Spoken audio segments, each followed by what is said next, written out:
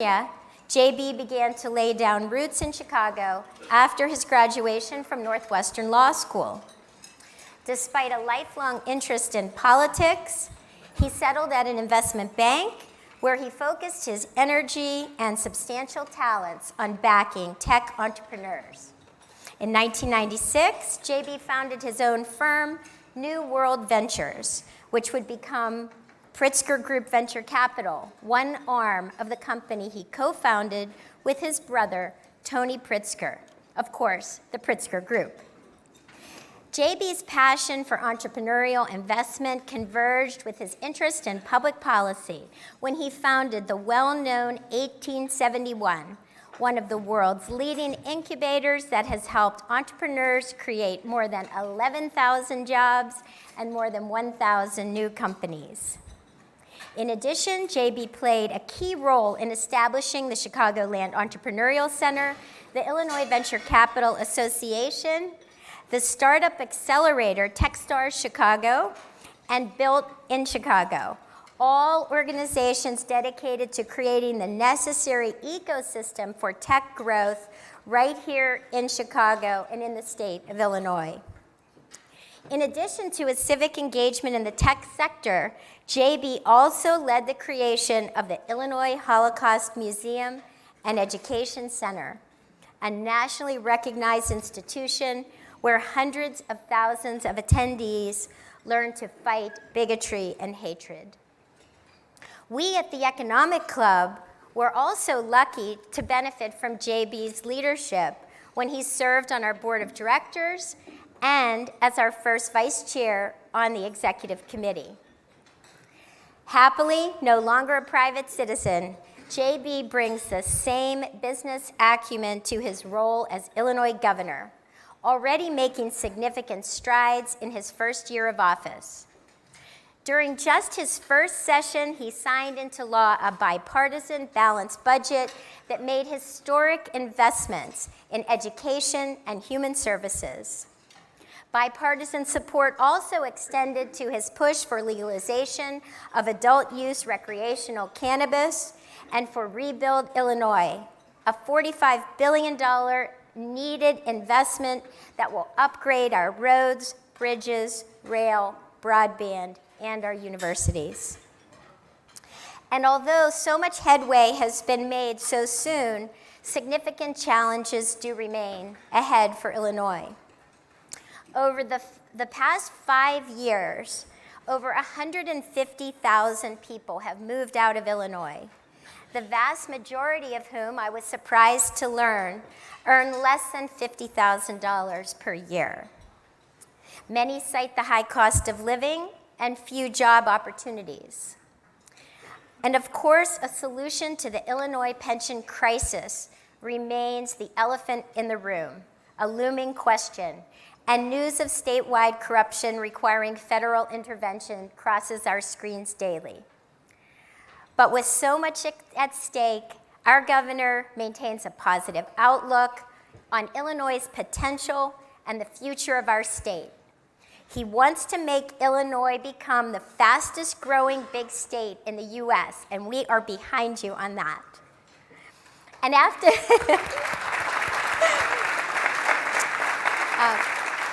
so after achieving so much in such a short period of time, I'm excited to invite Governor Pritzker to the stage so we can have a discussion about what he has in store for Illinois in the months and the years to come. Governor Pritzker?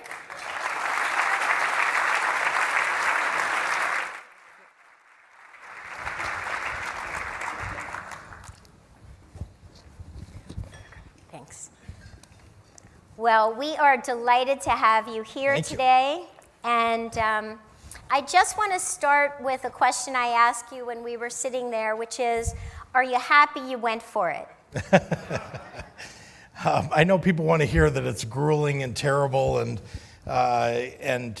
you know, there's a view by some that things are, you know, so difficult in the state of Illinois that it can't be a good job to be governor. But I have to tell you, I love the job, and it's for maybe a corny reason.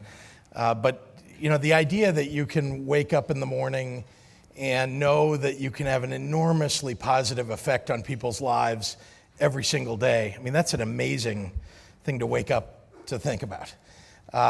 And it isn't just about making everything positive for everybody in the state. It's also protecting people against the ills that are coming at them.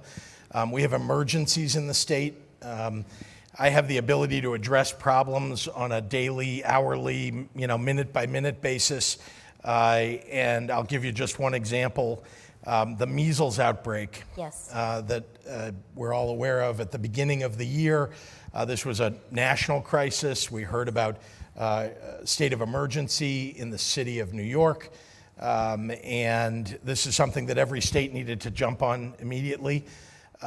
So I didn't realize, and I was only in office for a couple of weeks at that point, I did not realize that really that I had the ability to immediately tackle this problem. That I had a department, public health, I knew that, but I also had some amazing people who work at the Department of Public Health. We have an immunization program in the state, although I will point out my predecessor pulled us out of the federal program, so it cost all of you $24 million more than it should have. But we had to go attack this problem. And we had mobile units that were able to go into communities where people weren't immunized. We had a public education program and so on. These were all things I didn't need the legislature for. And they were all things that I could do nearly immediately as governor. I could get my Department of Public Health director, Dr. Ezike, who's amazing, on the phone, work through the details of what are we going to do.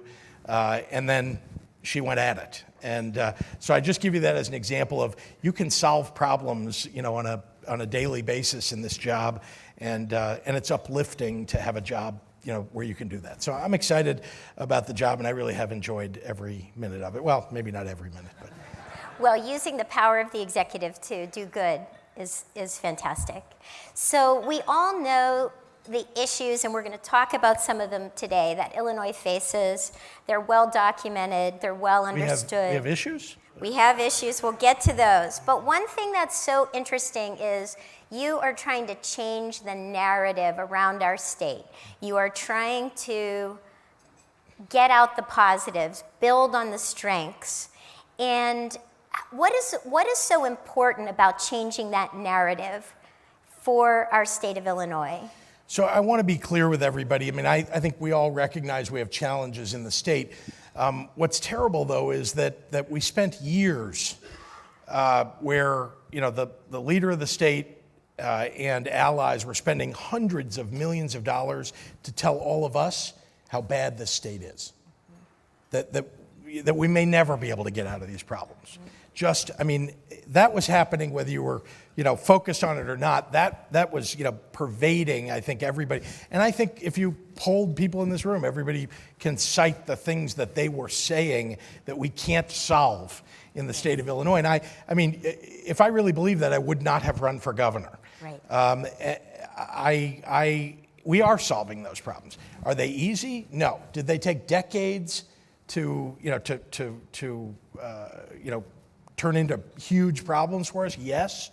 Is it going to take real time to get us out of them? Yes.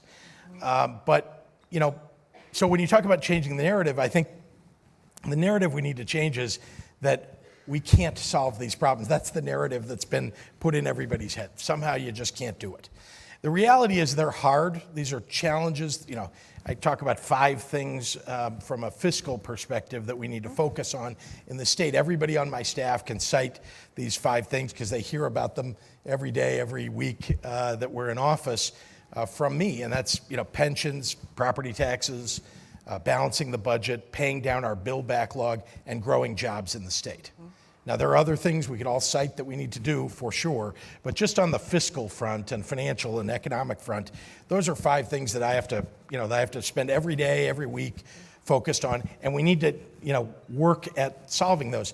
But the narrative about Illinois is that we're a state on the rise, that we've had our challenges, that's for sure, that we were going in the wrong direction. but we are turning the ship in the right direction, and we are powering ourselves forward. And we have seen a lot of very positive things happening. And I'm not going to take credit for this. I'm just going to lay out for you one thing that you ought to feel good about the state of Illinois. We now, every region in the state of Illinois, we have 14 regions that report jobs to our Bureau of Labor Statistics, essentially in the state, IDES. And in every region of the state, we're growing jobs. That we now have the lowest unemployment rate ever recorded in the history of the state of Illinois at 3.9%. And again, whoever you want to give credit to for that, doesn't matter. Here's the thing. We all live in Illinois. Things are actually going the right direction.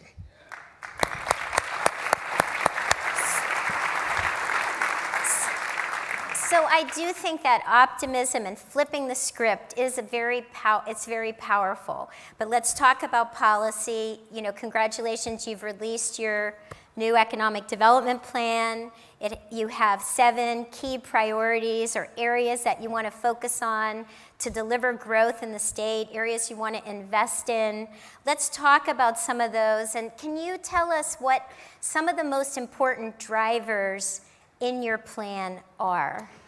Well, underlying the plan, I think, is what we really ought to be focusing on, not specifics of which industries and so on, which are just areas where I think we have the greatest opportunity for acceleration, let's say. Building on strengths. 100%. And by the way, we have some strengths that are in industries that are not likely to grow an enormous amount, but they're still enormously important industries to our state. They don't get highlighted in a report like that because you're talking about how do we grow jobs in the state, and so we focus on other industries as a result. But underlying all of that in the economic plan is a fundamental truth about the state, and this is something that I hope all of you, again, when you talk to people about our state, you should point this out.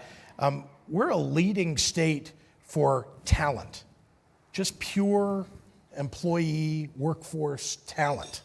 We create unbelievable amounts of very high quality talent, and they are retaining their job. They want to stay in their jobs. You go to California, New York, or other large states, people are flipping jobs every 2 years. Right? And I think some of us have seen that when we look at resumes, but in Illinois, it's much less so than in other places. People retain, they want to stick to their jobs. They have a high level of talent. We produce the second largest number of computer science degrees in the nation in Illinois. We're the 4th largest producer of data scientists in the nation. Those are a couple of pretty great statistics. I want to correct something you said at the podium. We have the #1 in the world incubator in Illinois. So, just confirmed last week, by the way, winning the award New again. News. Again, yeah. But we have a lot of things going for us, and underlying that economic plan are those things that we have going for us. The thing is, we've got to play on our strengths, as you say, the quality of the skilled talent that we produce. We have to make sure that we're tying the businesses that are in Illinois to the talent production that we're doing. And as you know, as many of you know, we have something like 100,000 open jobs and 60,000 people looking for jobs, and they don't connect with one another because of the skill level or what we're offering for skills. So our community colleges ought to be connected to businesses, and our community colleges ought to be producing the skill level that's necessary for people to get the jobs at the businesses. Obvious thing to say, but it's also true in high school. Listen, I'm a big believer, and I have done a lot to make college more affordable in the state. We have to do more. We're losing so much of our talent. High school students being recruited to other states. We should talk about that. But high school students also sometimes choose not to go to college, and we have jobs here for them. If we give them the right skills, even in high school or in a 1-year program after high school, we can prepare them for the jobs that are available. So again, the talent, the quality of the talent, the retention, those are all very, very positive things. And those are what businesses are mostly looking for when they're looking to move to a state. They want to know that you've got the talent that can provide them what they need, not for the next year or 2 years, but for the next 20 and 30 and 40 years. Yes. And so just looking at some of the areas that you focused on, maybe life science, for example, what kind of policy decisions need to be made? How can the business community really get behind, and the civic community get behind this growth plan that you've had?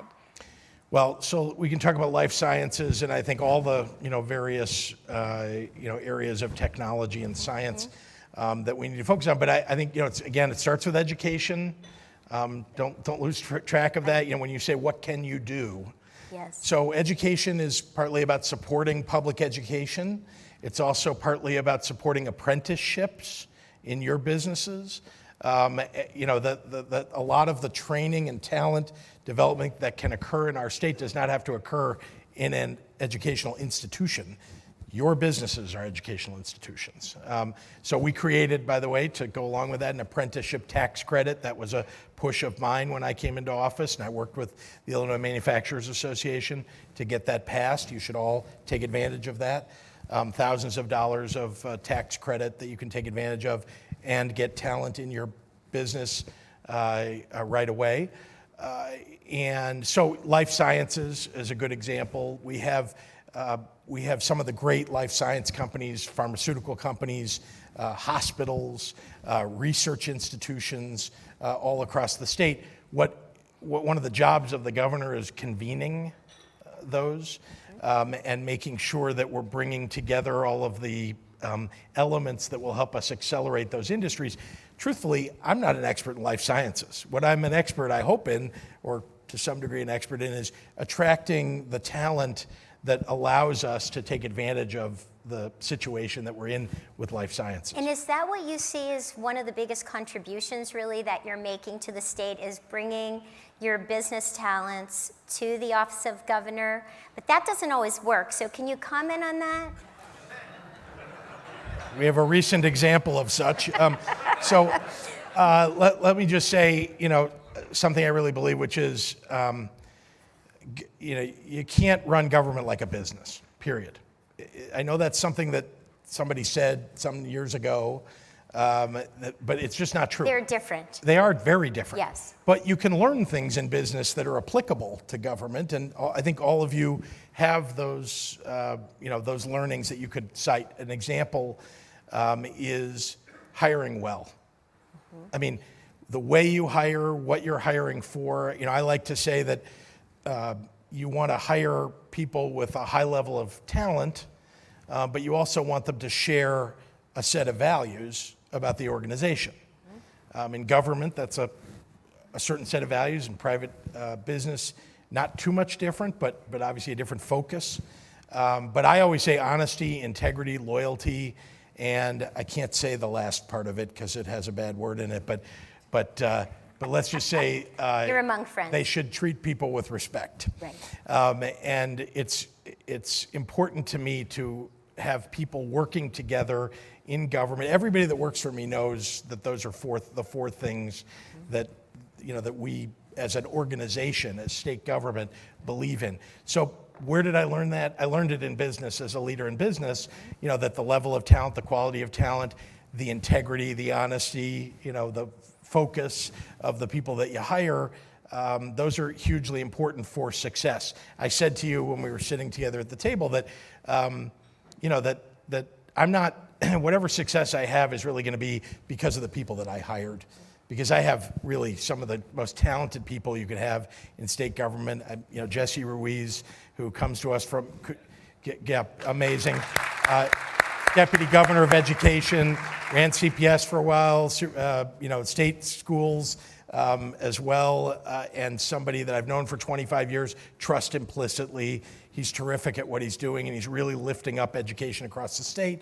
Same Dan Hines, our Deputy Governor for Economy and Budget, was the comptroller of the state. Both of these guys earning a heck of a lot more money doing what they were doing before they came to join me in government. But they were willing to make the sacrifice to do it. My Chief of Staff, Ann Caprera, who is who is I mean, there's no way we could do any of this without her. So the quality of talent really matters. And So it sounds like hiring and strategy are two things, in short, that you really believe you can transfer from business successfully into government service.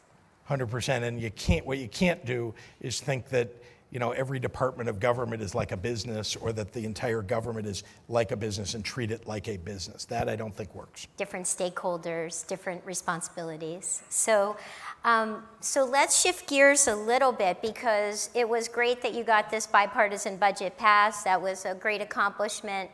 But everybody wants to know how we're going to pay for things. These are big investments that you're making, whether it's Rebuild Illinois, focusing on education. I do want to come back to the investments you want to make in education.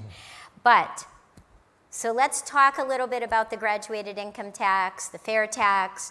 Let's talk a little bit about this elephant in the room of pension reform. So why don't you start with the fair tax, and then we'll engage a little bit on pension reform. We should start with the construct of the budget, Good. because all the rest of this is about the construct of the budget. First of all, the budget hasn't been balanced for, I don't know, a couple of decades at least.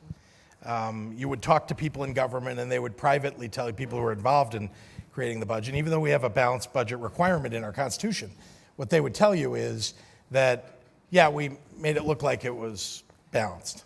I give you one example of that is that Governor Rauner included in I think every year that he was governor in the budget the sale of the James R. Thompson Center as revenue for the state of Illinois. So we could talk about whether that's real revenue or not, but let's just say I don't know who's in real estate in the room other than you. But I don't know how many times you've sold a property twice, or 3 times, or 4 days. You can't do that. It's illegal, I guess, unless you're Fuzzy math, accounting. Yeah. Yes. So so it is, and so that's an example of what was in the budget that was supposedly balancing it each year, a projection that we would sell the Thompson Center, and then again and again. So we took all of those things out of the budget. To start with, because we wanted to know how big is the hole that everybody says is there, but nobody really talks about. How big is it? And it's a couple of $1 billion in what was a $39-40 billion budget. So then you're asking the question: how do you bridge the deficit, the structural deficit that exists? Yes. I like to say they're not, everybody says, well, you cut expenses, you can bring in revenue, you can do both. But there's a third thing that goes along with all of that, and that's growing the economy. Because the truth is, the best revenue you get in government is revenue that comes from all of you being hugely successful. And indeed, I believe that's part of my job as governor, to help make all of you successful and all of the people of the state of Illinois successful. Growth is fundamental, right? But you have to do these things, together, and so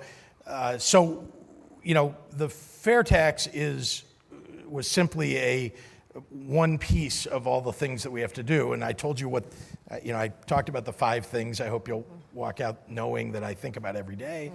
But the idea that you can grow your businesses or do well. That families will do well in Illinois is in part dependent upon whether we can deal with property taxes.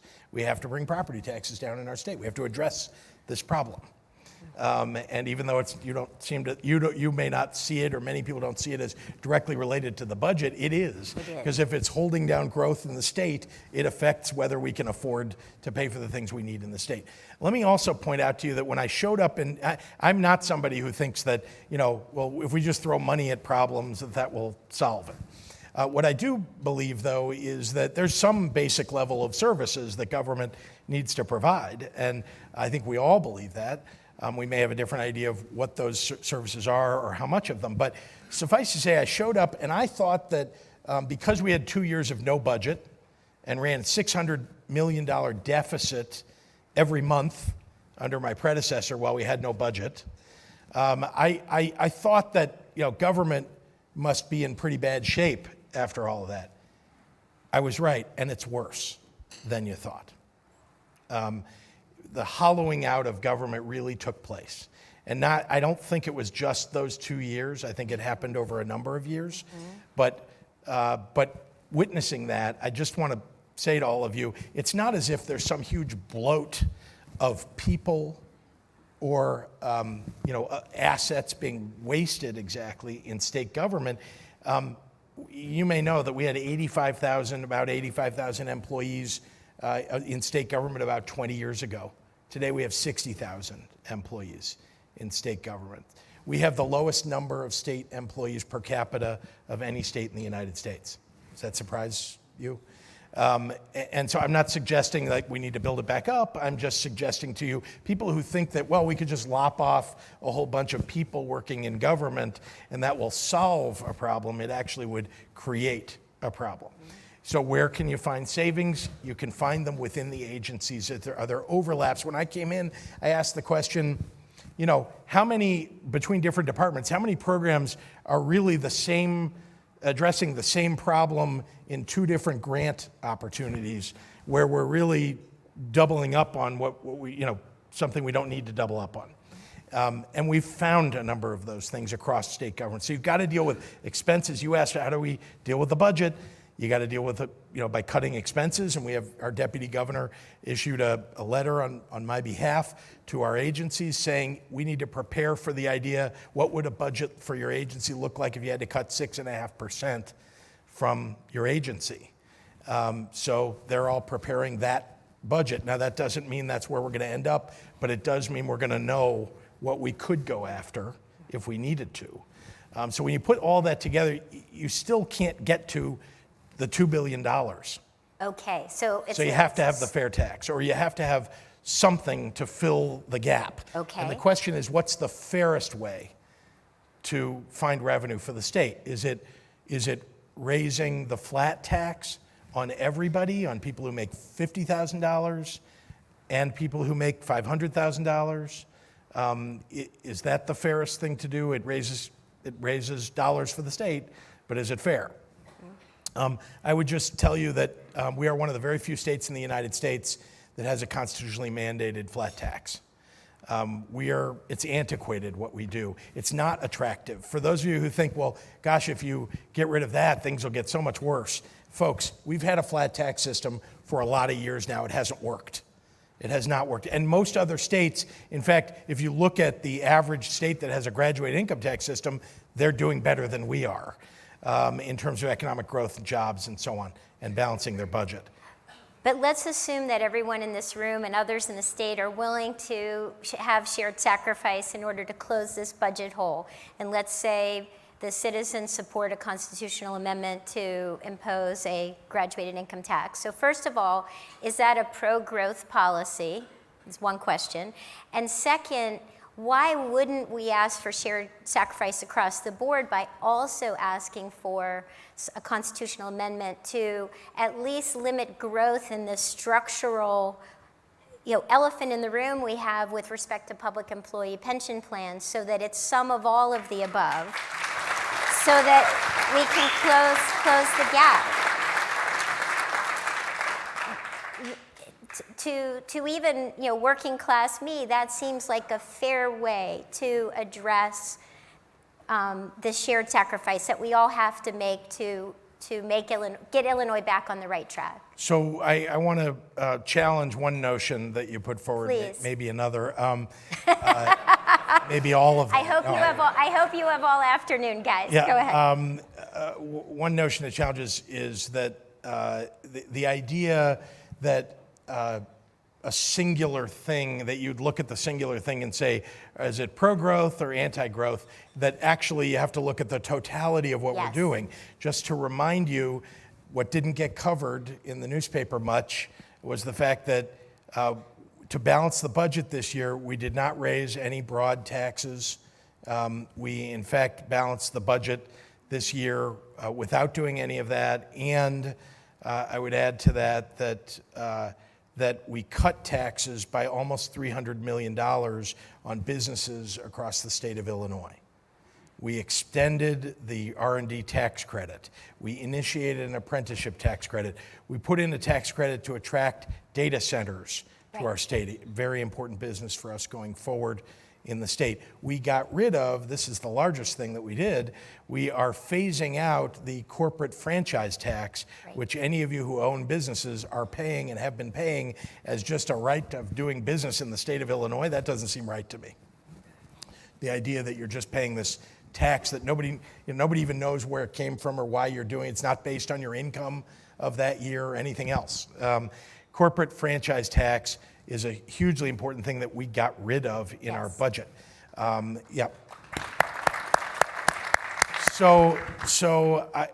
We did a lot, and we continue to do more. We're making investments that help us grow in the future. Example, in our capital bill, all of our capital bill is about us growing for the future, but let's give one example of the investment in broadband internet to raise up the speed everywhere and to cover the entire state, because we need jobs to grow everywhere in the state, and you can't do it where you don't have broadband internet. It's like rural electrification was many years ago. It has to be. So we invested in that, $100 million into quantum, into the Chicago Quantum Exchange. Quantum computing, if we do not win that war internationally, the United States, our nation is not going to be a leading nation in the world in the next 50 years or in the next 40, 30 years. And there is going to be a locus of quantum computing in the nation. Is it going to be Silicon Valley? Is it going to be New York? Is it going to be in some other state? Or is it going to be in Chicago, where we have really some of the leading quantum computing scientists and experts in the world, and we can continue to do that. University of Chicago, University of Illinois, working together on that with our national laboratories and so on. But the state is a partner in that. So I give you those examples of pro-growth policies that we're pursuing. And remember, we want families to do well in the state. We want businesses to do well in the state. In fact, those go together in many ways. If you're creating jobs, if wages are rising, if you're doing well, families are doing well, we need to encourage that. Okay, so our pension problem in the state is enormous. There's just no doubt about it. And it took us in this state, like 30 or 40 years. Some people say it's, 70 or 80 years, but it's 30 or 40 years to get into the situation that we're in, where we have roughly $134 billion of net pension liability in our state pension systems. Now, that's an aggregated number. It's what we're, essentially, part of what we're owing for many years to come for people who will retire.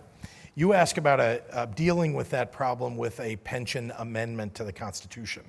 What I would shared with a graduated tax. So it's, again, a shared contribution toward fiscal stability and encouraging others, a pro-growth agenda, encouraging others, for example, to move to Illinois. Indeed, I know you want to pair these things. They have to be voted on separately. You have to get them both on the ballot. And you have to do that by getting 60% of the House of Representatives to vote for it, and 60% of the Senate to vote for it, and then 60% of the voters to vote for it. So I'd make a couple of points about this. First, what you're talking about and what everybody is really talking about is there's a 3% COLA, cost of living adjustment, on pensions for the state of Illinois, 3%. And everybody knows that our inflation rate is lower than 3%. So what would this pension amendment do? It would essentially take it from 3% to whatever the inflation rate is for that year. Reduce the rate of growth. Exactly. And it would, and today, or at least recently, I haven't looked at it today, but recently our inflation rate has been 1.7%. So I just want to remind you that there were no required COLAs in the state until about 1968 or 9, when the first required COLA was put in. I think it was 1%, 1.5%. That was when inflation was above 1.5%. It was about 4%. Then there was an increase to that to 2%. That was when inflation was higher at 5 or 6%. And then it went to 3% when inflation was higher than that. So the idea at the time was people are losing value in their retirement.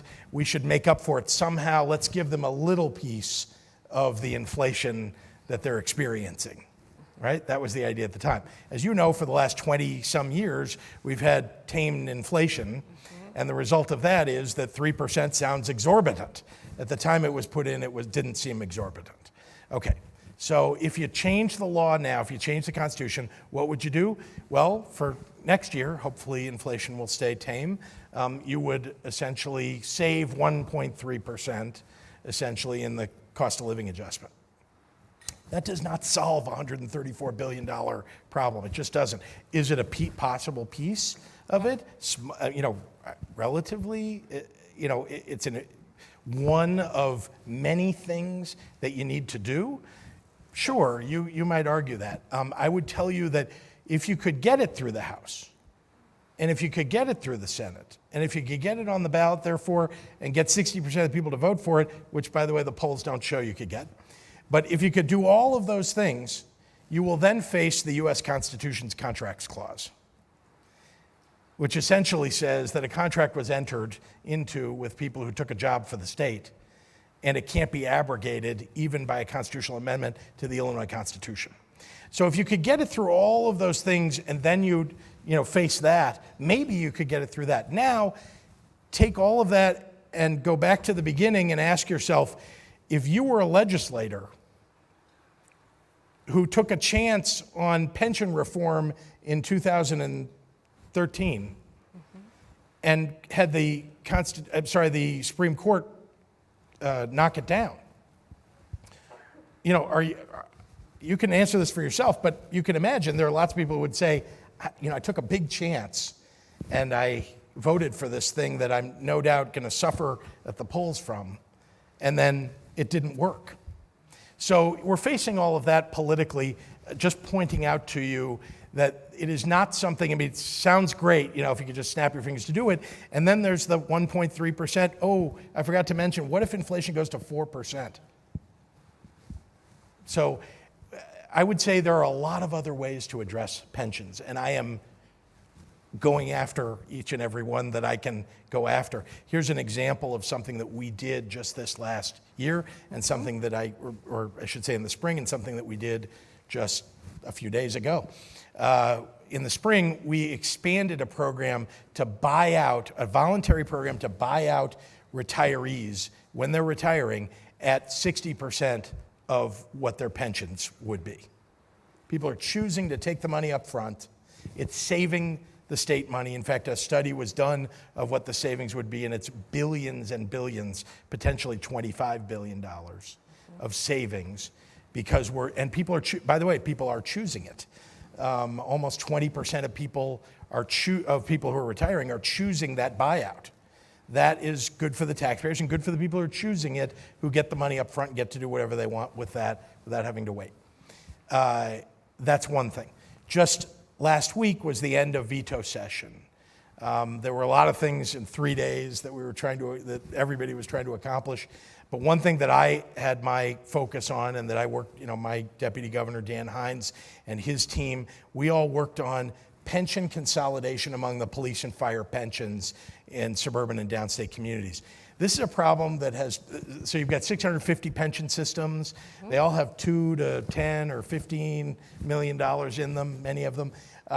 They're getting very low returns as relative to all the other pension systems, larger ones in the state and nationally.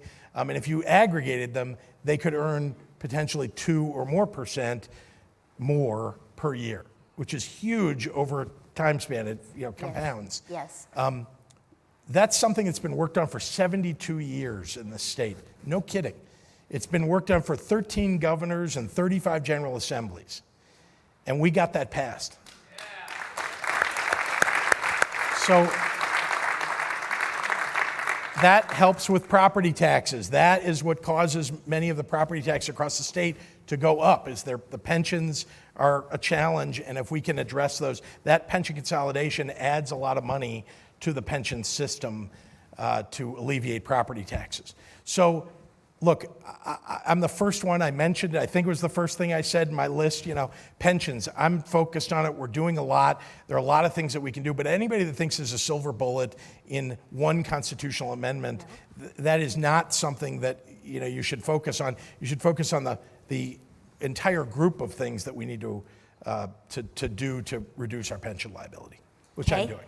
Okay, let's shift now to somewhere closer to home, which is the relationship of the state and Chicago.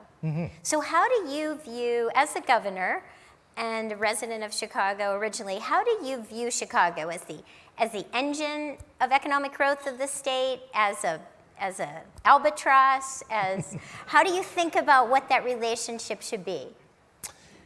Well, let me start with there was, again, lots and lots of money spent in a political campaign, 2 political campaigns, trying to convince people that one part of the state is against another part of the state, and particularly to remind downstate that their communities are smaller, that they have different problems, and so on, and so it's ingrained in a lot of people's heads that there is this enormous, battle royale that's going on, and it carries forward today in a lot of people's heads. We're one Illinois, folks. This is one state. We have as much in common in Carbondale and in Quincy and in Cairo as we do in Chicago, between middle-class families, working-class families. Their challenges are the same. The challenges are, you can give them in any order you want. They're maybe different in different families. But wages have been stagnant for a lot of years for most families in all of these places. Wages have been stagnant for most families. The cost of healthcare has gone up, and the cost of educating your children has gone up. So your standard of living has gone down. So, I don't wonder why people chose, by voting for our current president, to blow it up. Right. Because nothing was working for them. Things are getting worse in general. So the reality is we have to go after lifting up people's standards of living across the state. We have a lot of other challenges. I'm just picking one here because we have a challenge with violence, and it's not just in the city of Chicago, right, but it is prominently in the city of Chicago. But Rockford has a bigger per capita violence problem than the city of Chicago has. Go across the state and you will see similar issues. But we're one state, and as governor, my job is to address those issues that we have in common, and also the ones that we don't have so much in common. You don't talk much about agriculture, here, and yet it's 75% of the land mass of the state of Illinois is agriculture. Yes. And there are a lot of people, 1 million people whose jobs are dependent on our agriculture economy here in the state. It's our largest trade that we do in the state of Illinois. My job is to work on all of those problems at the same time. The city of Chicago has some unique challenges, and it's my job to try to identify the unique challenges in different regions and help solve those problems that come from the local level. That when the mayor of the city of Chicago comes to Springfield and says, I need help doing this and this, I believe that it's my job to work with her to help make those things happen, and to help work with the people in the legislature who may start out thinking, why do I care? I live in some other area of the state. Right. Well, you're clearly trying to bridge that divide, which is a really very positive development, I would say. Working on broadband, for example, throughout downstate. Why is that so important to you? And remind you that the west side and the south side of Chicago have huge swaths of area that have no broadband. Also, internet. Many yes. people don't know that. So it's not just downstate, but it's true that if you look at a map, you'll see the huge swaths of land that have no coverage. It's important because, you can't grow jobs anywhere where there isn't broadband internet. Right. And we need to grow jobs in Peoria, Champaign, in East Peoria, in Anna, Illinois. We need to grow jobs all across the state, and we have the opportunity to do that. And broadband internet should just be something that is a given. Put aside jobs. Our schools, believe it or not, we have lots of schools in the state that do not have broadband internet. I don't know about you, but the only way I can really track everything that's going on with my kids is online. Just connecting to the school myself. Not to mention, they get their assignments, they get some of their reading materials, all of it online. And so we've got to let every kid in the state of Illinois have that opportunity, every family. So that's one of the reasons that I wanted to focus on broadband everywhere. And we've hired somebody who did this for the state of Minnesota, who's now leading our effort here in the state of Illinois, who's doing a terrific job. We've got a long way to go, but we're making progress. And how do you think the state should assist Mayor Lightfoot, for example, in dealing with the budget issues that she as a new mayor has to face? Two things come to mind in terms of the casinos and then the real estate transfer tax issues. Where do you think those issues, how do you think they should be handled? Are there other more creative ways perhaps that those can be addressed? Well, I've got my own budget that I have to put together, but and I'm not going to tell the city of Chicago how to solve the budget challenges, but I am responsive to the mayor and the city council here, as I am again in other cities in the state. So here's what I'll tell you: the Chicago. I mean, I can talk about specifically the Chicago casino if you like. I mean, I will remind you that in my first 5 months in office, that we sent a significant amount of money to the schools in the city of Chicago as a result of the budget that we put together, as a result of the infrastructure bill that we passed. I mean, there's billions of dollars. I think I saw Kirk Dillard here. Is that right? Are you here somewhere? Yeah. So we sent billions of dollars to Chicago and to the Chicago area to solve mass transit issues. And so on. So I mean, we are, the state. We are responsible for the city of Chicago, like we are for Quincy, Illinois. So, so my focus is, is being responsive, but also proactive. So, with regard to the casino, it was part of the bill that we passed and signed back in the spring. A change, a desired change was suggested. And we worked very closely with the mayor to try to put the right kind of package together. And the problem that we had was there are only 6 days total of veto session. And to get something, fairly big done in a short period of time, very hard. The mayor is still developing relationships with many people around the state. Right. And that's something that will help. She's very good at working on both sides of the aisle, I think. So, so I believe we'll be able to tackle that in the spring session. Great, thank you. So we talked about people leaving the state, and we talked about education. There's one thing I do want to focus on before we close, and I have some good personal questions for you at the end. Uh-oh. But it's really, so people leaving the state, whether for tax reasons or this issue of education and higher education. It's one of the things that you noted very significantly is that Illinois has started to lose almost 50% of its high school graduates going to college to outside the state. And your budget contains very significant increases for the state university system, for tuition assistance for Illinois graduates who want to stay in the state, as a pipeline for creating this talent economy and also for keeping people in Illinois. Can you touch on that and what impact, where did that all come from? What impact do you expect that to have on the state's economy going forward? Well, every economist that studies this would tell you the best investment Yes. you can make for a state's future is education. Period, end of sentence. And how you define what those education investments are is up to a state. For me, I started out for the last 20 plus years, I've been very involved in early childhood education. Exactly. So I believe strongly that this starts not in kindergarten or not in high school or not college, but when they're born. And we've got to make sure that we're not leaving anybody out. So that's something that we are accomplishing. We had the largest investment in early childhood education in our budget.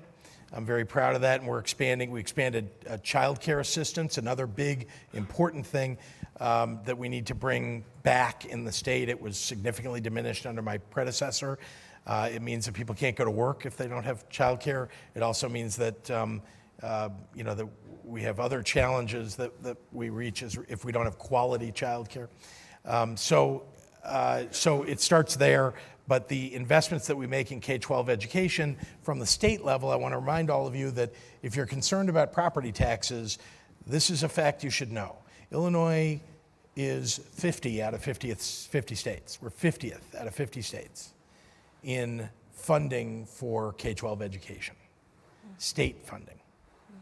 So how do we make up for it? Because we still have some pretty good schools around the state.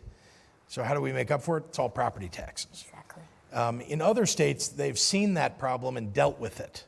And so in the average state in the United States, about 50% of the money for schools comes from property taxes and 50% comes from the state, more like income taxes in the state, but the state, 50-50 in the average state in the United States. Illinois is 60-70%, a little bit comes from the federal government. So 67 to 70% from local property taxes and only 24% from the state. We have to change that. And if we do change that, we will be able to lower property taxes around the state. We dealt with pensions, or we're dealing with with police and fire pensions is one piece of that. Infrastructure is another thing you pay for in your local property taxes. We're dealing with that too. There's significant dollars going in to local governments as a result of the capital bill that we passed.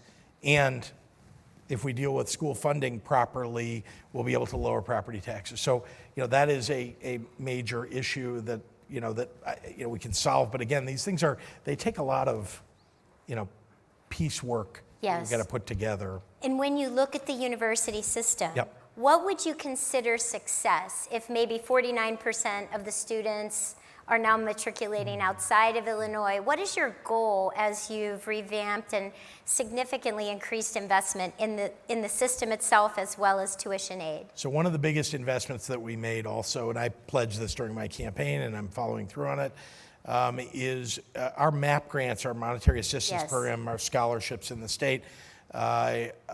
We need to significantly improve that program. We are not funding that properly. We weren't funding our universities properly, and the result was faculty were getting up and leaving. Yes. Our state. It's very easy to pick off faculty in our state before this year because there was a lot of uncertainty, no budget for a couple of years. You didn't know if the universities were going to get funded. You didn't know, at the universities, they were telling people, I'm not sure we can continue your program. Right. And then students, there was a mass, exodus, out-migration of students. Again, a result of not knowing whether you could get your MAP grant. So if the University of Alabama comes and makes you an offer and tells you, and what they say to you, by the way, I should point out there are, I think, 90 schools now that have set up shop in our state Yes. to take all of our best students. And their best pitch over the last number of years has been, look at the instability. You don't know if you're going to get a scholarship from the state because you don't know if there's going to be a state budget. And oh, by the way, there's been an exodus of faculty and some of the best faculty. So this is how you ruin a state, is let all of your students and your faculty leave. So what are we doing? We're funding schools properly, we're getting our universities in order, and we're funding MAP grants, and I increased MAP grant funding by 12.5%. I want it to get to 50% by the time I'm done with 4 years. And so that, that is changing the trajectory. We had, Jesse had to leave, but I was going to look at him for confirmation. I think we had our first year of not just holding pattern on the number of enrollment in our schools, but an increase in enrollment. And that's partly because people knew they were going to be able to afford to go. We need to make that really clear to people. We need to make sure we keep our faculty, and that's how we're going to build back our university's prowess. So you've been incredibly gracious and generous with your time and your thoughts. There's something that I want to ask you that's personal, and I hope you can answer. So your family history is very interesting. And how do you think the fact that your forebears came here fleeing persecution and your own relationship with your more immediate family, how did that shape the person who you are today, who's someone I respect enormously, by the way. Thank you very much. I have to psychoanalyze myself. But look, there's no doubt that I am significantly affected by my family history. My great-grandfather emigrated to this country at age 9, and he wrote a book when he was 70 years old about his life and about my family history. And we, in our family, it's not a published book out in the world, but one that we have for our own family. And when in my family, when you turn 13 years old, you're required to read that book. You get your own copy of that book, and you're required to know that book and read that book, because it says a lot about where we came from. I think knowing where you came from, how you got here, is hugely important for determining, where you want to go. And where specifically did your family flee? So my family was just outside of Kiev in Ukraine, and was fleeing persecution against Jews in Eastern Europe, and specifically in the Russian Empire. And my great-grandfather arrived here in Chicago with nothing, and frankly, that fact, just that, there's a lot more to that story, but that fact weighs a lot on me when I think about immigration in this country today. I think how important immigrants are to the future of our country. So it affects my belief about comprehensive immigration reform, the need for it, how we treat refugees and immigrants in our country, and new immigrants, and citizens who are immigrants, and so on. So that's affected me significantly. I think the other thing I'd point out is I grew up in a home where my father passed away when I was young. When I was 7, my mother was an alcoholic and passed away when I was 17. The experiences that I had growing up, in some ways having to grow up early, I think have affected how I think about the challenges that other people face. I was extraordinarily fortunate because my family had resources. And so helping my mother when she needed help, that was something we could do. Being able to be protected from things as a child, that was something we could do, that my brother and sister and I were lucky enough to have. There are a lot of people who don't have those things, and they don't have treatment available when their family member is addicted, and it affects the entire family. Yes. When you've got someone who's got an addiction problem. So look, I think all of us are a product of our life experiences, and those things have had a big impact on me and on how I govern the state of Illinois. Well, thank you so much, first, for being here today, and for the empathy that you bring to your office. We really appreciate it. Thank you, Debbie.